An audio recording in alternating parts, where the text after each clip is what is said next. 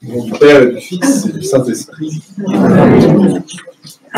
Bien, nous voilà aujourd'hui bénéficiant encore de cet outil extraordinaire que les Pères ont mis à notre disposition, qui s'appelle le Triode, et qui est cet ouvrage liturgique qui nous prépare, tout autant qu'il va nous permettre de dérouler le Saint et Grand Carême.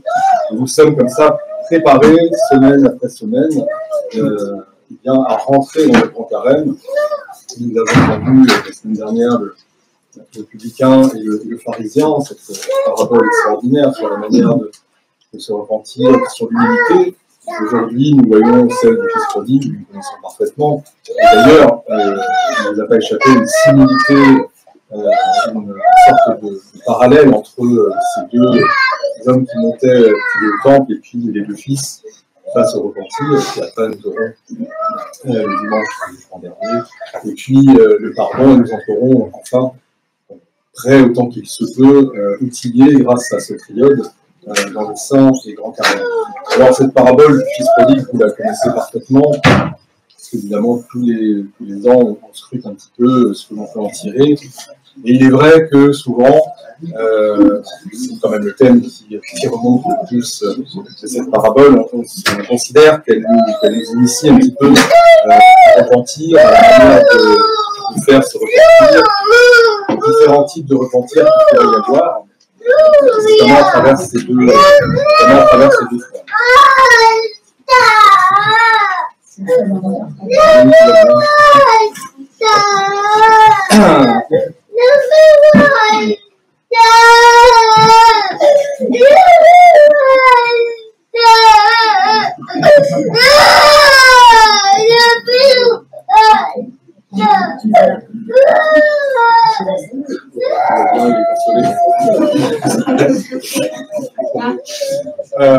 Alors, en réalité, c'est vrai que si on s'y arrête un petit peu, sur finalement la qualité de se repentir, on peut se poser des questions, parce que dans un premier temps, le plus jeune des deux frères, finalement celui qui, comme les pères nous diront, prend ce qui lui revient de la grâce et s'éloigne de Dieu dans le royaume duquel il était, pour aller dans le monde, finalement, faire son expérience. Avant de revenir, qu'est-ce qui déclenche le repentir chez lui? C'est pas tellement l'amour du Père, du royaume, c'est pas tellement la détestation du péché, l'état de souillure dans lequel il se trouve. Et finalement, il se dit qu'il était mieux ailleurs, que son confort n'était pas le plus assuré chez le Père, que là, il est obligé de travailler et anticiper tout son bien. Donc on a un petit peu quelque chose d'égoïste, finalement, on ne se décentre pas tellement. Alors le seul point positif, si on pourrait réfléchir comme ça, c'est la manière dont il va entrer en lui-même, qu'il va reconnaître qu'il a péché contre le ciel, contre son Père, et prendre cette décision de se relever et d'aller enfin vers le Père aimant.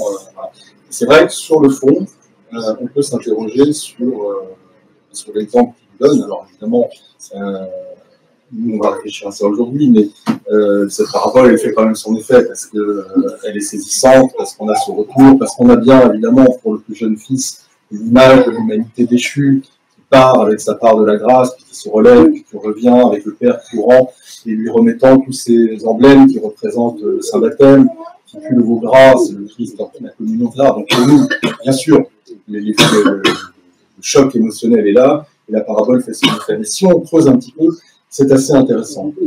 Donc en fait, on va se retrouver, j'ai envie de dire, plutôt avec deux exemples, finalement les deux catégories de pécheurs. Un qui va, c'est le fils le plus jeune, finalement confondre son existence et le but de son existence avec le monde. Vous savez qui est le prince de ce monde, qui va finalement n'être que dans la dissipation de la grâce, de la dissipation de cette énergie, de la richesse que le Père lui a donnée, qui va uniquement s'intéresser à la satisfaction de ses plaisirs, et qui va changer quand cette satisfaction va cesser. Et finalement, voilà, qui est fasciné par le monde, qui se confond au monde, qui veut faire partie du monde, jusqu'au moment où ça ne lui convient plus, parce que le monde n'est pas si drôle que ça. Ça, c'est la première catégorie, finalement, de pécheurs. La deuxième catégorie de pécheurs, peut-être plus difficile à saisir, c'est ce fils aîné qui, lui, un peu comme le publicain, en fait très très très bien, il garde tous les commandements, il est auprès du Père, il est dans le royaume, il est extrait du monde. Et il est joui de toute la grâce, de tous les biens que le Père lui donne. Mais qu'est-ce qui va se passer quand il voit son frère repentant, réintégré dans la maisonnée par le Père? Il va être jaloux, il va être en colère. Il va perdre son calme, il va réprimander son père pour sa miséricorde. C'est complètement incroyable pour lui. C'est la deuxième catégorie, c'est-à-dire ces hommes, ces femmes qui sont dans la foi, qui sont dans la vie de l'Église, ils sont extraits du monde, et pour autant, ils vont être incapables de miséricorde, ils vont être incapables de se réjouir pour leurs frères, leurs sœurs qui se repentent, qui sont sauvés, qui sont arrachés au péché, et ils vont, plus grave que ça, ils vont ne pas comprendre l'amour que le Père va quand même leur porter, l'amour égal au leur, et ils vont se trouver, je ne sais pas, lésés, ils ne vont pas comprendre l'attitude du Père. Voilà deux catégories de pécheurs, et c'est vraiment intéressant pour nous, qui travaillons maintenant pour la préparation au grand carême, au repentir. Il va bien falloir que l'on se place dans une de ces catégories pour travailler justement notre propre repentir. Et puis tantôt on va être dans la vie, on va confondre, on va passer des journées à vouloir être dans le monde, puis tantôt, lorsqu'on arrivera à s'en extraire, on va se mettre à ne pas comprendre l'amour et la miséricorde du Père pour ces pécheurs qui continuent, qui dissipent les biens, qui n'en ont rien à faire de la vie en Dieu. Ces deux attitudes sont d'égal péché. Et c'est vraiment deux catégories qui sont placées devant nous pour nous alerter et nous permettre de nous situer. Et bien sûr, l'outil lui-même du repentir nous est donné, entrer en soi-même, considérer qu'on a péché contre le ciel et contre le Père. Et là, c'est véritablement, je pense, l'objectif essentiel de cette parabole, finalement. Le repentir, oui, il y a une question, bien sûr.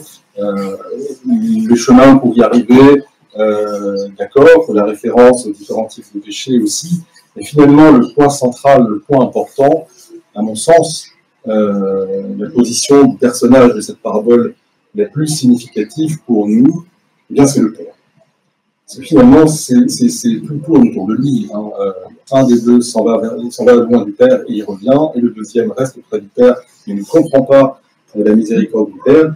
Et ce qui est saisissant, c'est que l'attitude du Père est toujours la même. Le Père, il est aimant. On lui demande sa fortune, il la donne.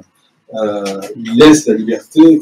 Et puis lorsque le Fils revient dans un état pitoyable, parce qu'il veut revenir, il court vers lui, il ne lui demande rien, il lui donne à nouveau tout, il l'accueille avec joie, il se réjouit. Et il aime tout autant l'autre Fils. Et le Père n'est qu'amour, le Père n'est que miséricorde, et le Père, c'est lui quasiment qui fait le premier mouvement. Il est toujours là, il est toujours aimant, il est toujours prêt à donner, il est toujours prêt à pardonner, à faire miséricorde, à combler de sa grâce, et il nous enseigne de nous réjouir pour l'amour qu'il porte à tous les hommes, y compris aux pécheurs et aux pécheurs repentants. Et voilà, ça c'est extrêmement important, parce que cette parabole finalement nous initie à cette réalité qu'est le Père, qu'est la paternité.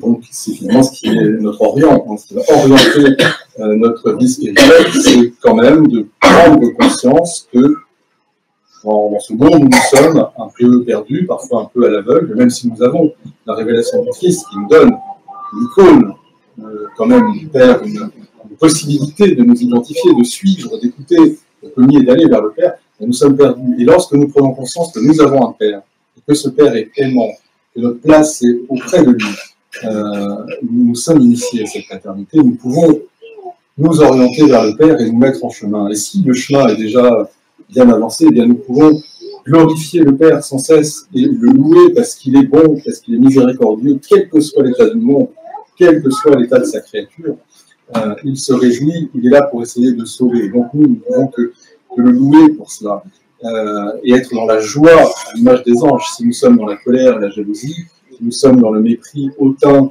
eh bien nous retombons dans l'orgueil, dans l'ego, nous péchons contre le Père et contre le ciel, et puis nous séparons à nouveau de ce qu'il est finalement, parce que nous ne comprenons pas ce qu'il est. Nous ne comprenons pas qu'il est un père et que c'est un père aimant. C'est un père qui veut sauver, réjouir, donner la grâce, donner l'amour, festoyer, parce que c'est aussi ça l'image, être dans la joie et festoyer avec ses fils. Voilà. Donc nous voilà plutôt par cette parabole initiée à notre filiation, que nous donne le Saint d'Athènes, à la réalité du Père, et donc ce qui nous permet de nous dire, nous avons envie d'être en mouvement vers le Père. Voilà, je pense, quelque chose de l'ordre de l'encouragement qui nous est donné à l'aube du Grand Carême pour notre propre repentir.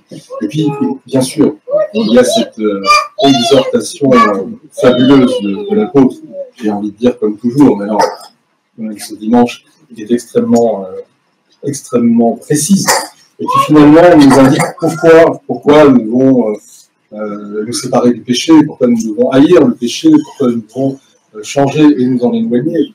Eh bien, lui, il donne une explication, mais vraiment d'une profondeur inouïe, quelque chose de vraiment théologique, mais en même temps d'assez simple. Si vous voulez, saint Théophane de Reclus disait finalement qu'on peut résumer la vie chrétienne dans une seule chose, c'est le repentir. Il y a là que nous dit l'apôtre, il nous dit finalement, réfléchissez, regardez bien. Maintenant que vous êtes chrétien, vous ne vous appartenez plus. Autrement dit, vous êtes des membres du corps du Christ. Vous êtes non seulement des membres du corps du Christ, et donc des parts du corps du Christ, mais vos propres corps ne sont plus les vôtres. Ils sont devenus, en tant que membres, que cellules du corps du Christ, le temple de l'Esprit Saint. Et donc, à chaque fois que vous commettez le péché, la débauche, etc., eh bien, qu'est-ce que vous faites? C'est ce corps du Christ, c'est ce temple de l'Esprit Saint que vous souillez. Vous emmenez le Christ, vous emmenez cette réalité dans le péché, c'est inimaginable. Donc, ce rejet du péché, c'est que nous devons préserver la sainteté du Christ, nous devons préserver la réalité que notre corps est temple de l'Esprit Saint du Père. Et donc, nous fuyons, nous éloignons du péché pour être cette Église dans l'autel et dans notre cœur, sur lequel Dieu puisse venir répandre sa grâce et nous aimer. Voilà une motivation bien plus intéressante, une motivation morale, une motivation d'une sorte d'ascèse avec un prix au bout, censé bien tenu. Non, nous préservons Dieu, nous préservons le Christ, nous temple de l'Esprit Saint, de la souillure, comme ça, les uns pour les autres, bien sûr, parce que nous sommes tous membres du même corps. Voilà quelques réflexions qui me paraissent utiles. À notre Dieu soit honneur et gloire pour les siècles et des siècles.